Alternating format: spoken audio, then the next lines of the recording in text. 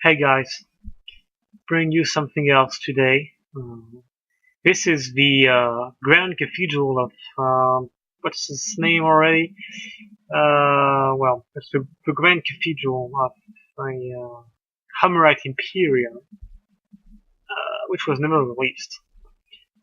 If you're familiar with the development of the Hammerite Imperium campaign, you know that only one mission got released in the end, and it's the Seven Shades of Mercury.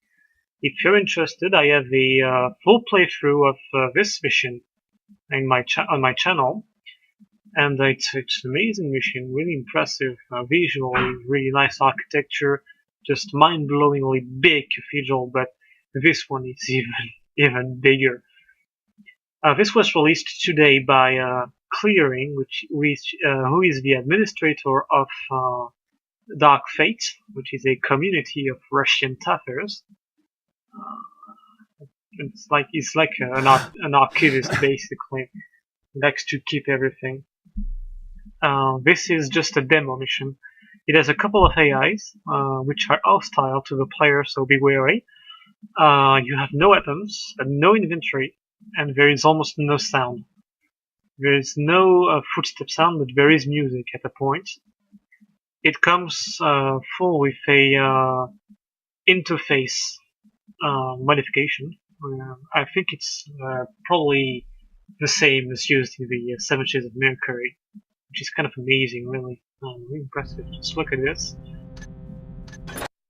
It has no objectives, no map, of course, and it's really impressive. There is nothing to do except wandering, but even then, it's really amazing. So I'm going to do a tour, basically, of the mission, just to show you some stuff. It's unfinished, definitely. There are some areas where there are no textures. There are some areas that are almost fully textured, but are not reachable unless you cheat. I'm not going to show them to you. If you're interested, you can just load the map in Andromeda and go to game mode, and then just cheat about, basically. That's all there is to it. But yeah, very impressive, definitely. Since this was uploaded with consent from the original author, with Illastrius, you can edit the map, basically. And I'm pretty sure we'll see some derivative works from this one, probably with full story and people and really finished stuff. There are a couple of readables, but they have nothing linked to them, so there's no use trying to read them since they will show nothing.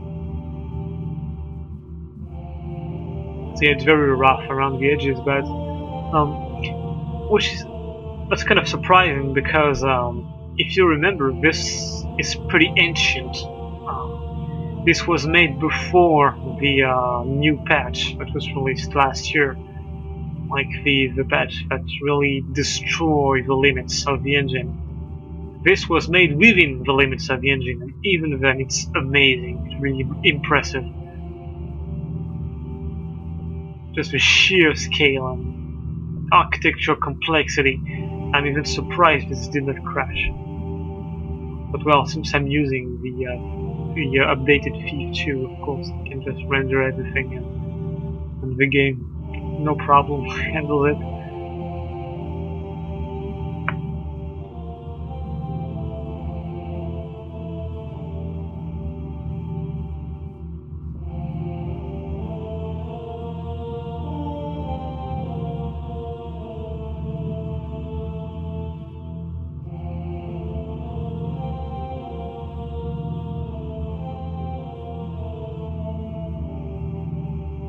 So the main problem with such maps as big as this one is that things get very empty after a while. Considering this was made with the old Dark engine, there were only a certain amount of objects you could render at a time. I think it was 128 or something like this. Of course, this got really updated in New Dark. I think it's now 1024. I think. So you can really put up a lot of stuff. This is the reason why there are no benches, no pews, no benches in the main area.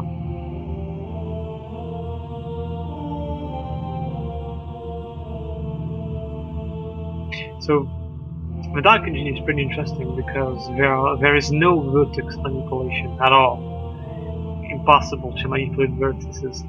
Just kind of weird if you're kind of used to, Half-Life and Quake and stuff like that, where you can manipulate stuff.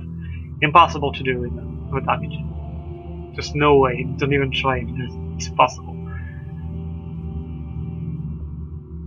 It often creates some weird stuff, as you will see in your room later on. I will just show you.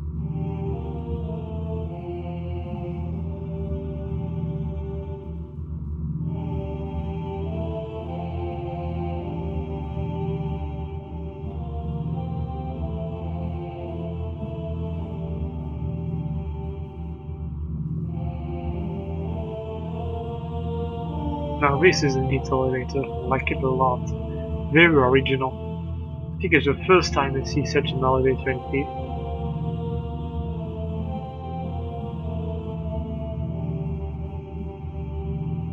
So if you're interested in downloading this, you can get it from two places. You can get it from ttlg.com on the forums, fan mission forums, or you can get it from darkfate.ru if you're interested. This is loaded from through Dark Loader, of course. You can probably load it through Garrett Loader or FM Selector. I'm not sure. I didn't try. And of course, you can go to Dromed and just explore in the editor if you're interested.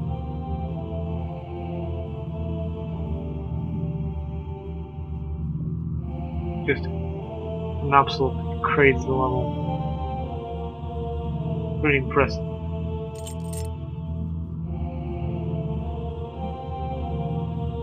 The only thing that was available before was, of course, screenshots.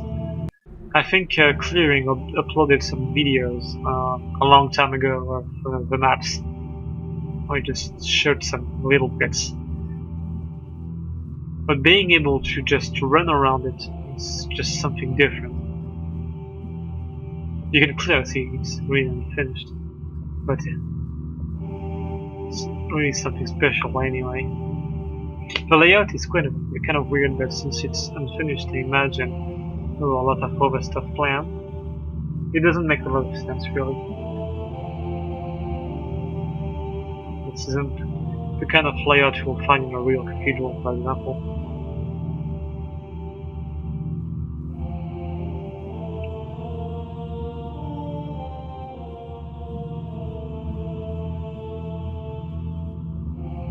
Really nice lighting though.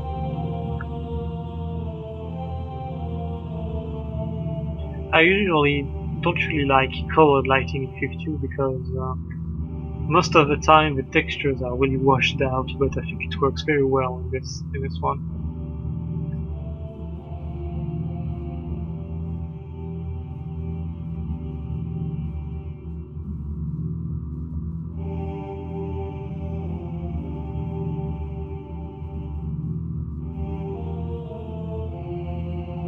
Now we're going to go to the main area.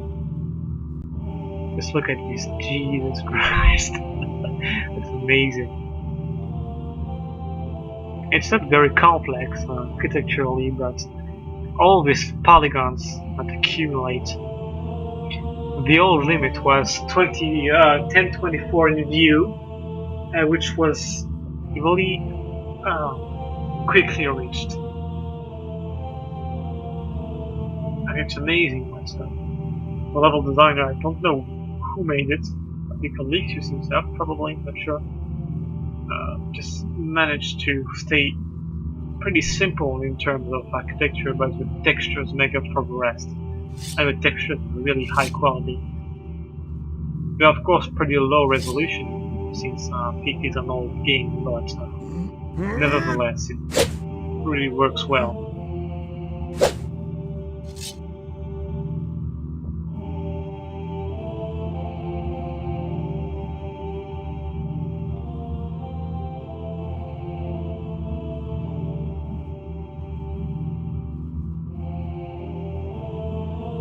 So you may have seen there is a catwalk in the central area. There are some rooms that are almost finished up there, but you cannot reach it. Normally, you have to cheat. I will not do it in this playthrough, sadly, but if you're interested, you can go to Dromad. There is a menu, I don't remember which one, it's game, which has a command called persistent player position. And basically, if you enter the game mode in Dromad, you are instantly teleported where the camera is. So you can go to the roof, for example, and just launch the game mode and you're on the roof suddenly, and yeah, kind of really crazy stuff you can do. Very serious, really interesting. Kind of the power station forge type of room, blah blah blah blah blah. Really impressive too. Again, the catwalks you cannot reach suddenly.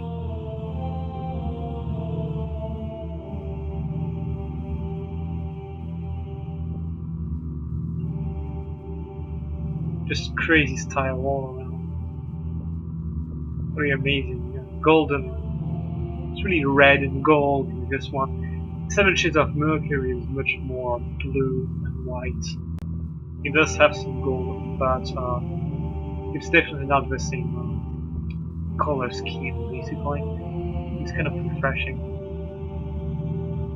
I think there were like 10 missions planned for Hammer Imperium, only one got released. There is a harbor map too, which is interesting, with snow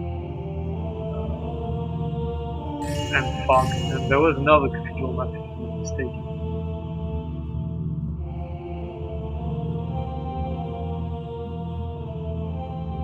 This room is kind of weird, man.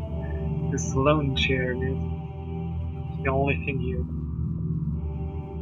That's probably meant as a small chapel like this. I don't know, talking out of my ass. I don't know. This is the room I talked earlier with the architecture and the alignment.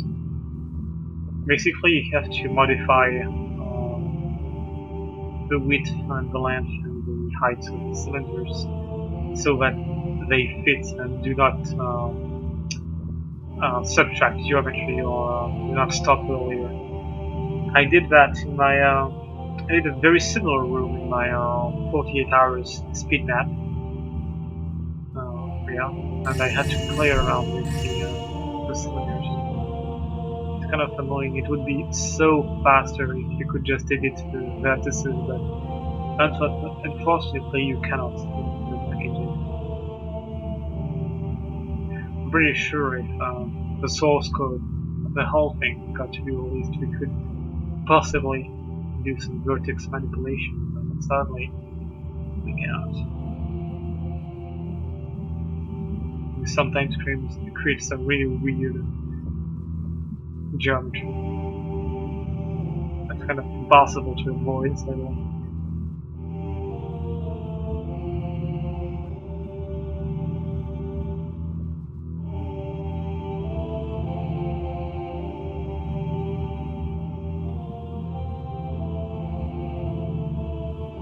yeah, very impressive.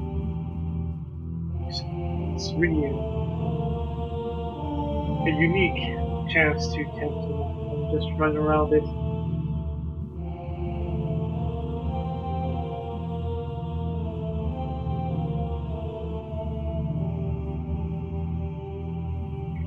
As I said, we'll probably see some projects based on this level or this finished scrap and probably see some neat stuff. So I'll just leave you with the following minutes, and I'll see you next time, and take care.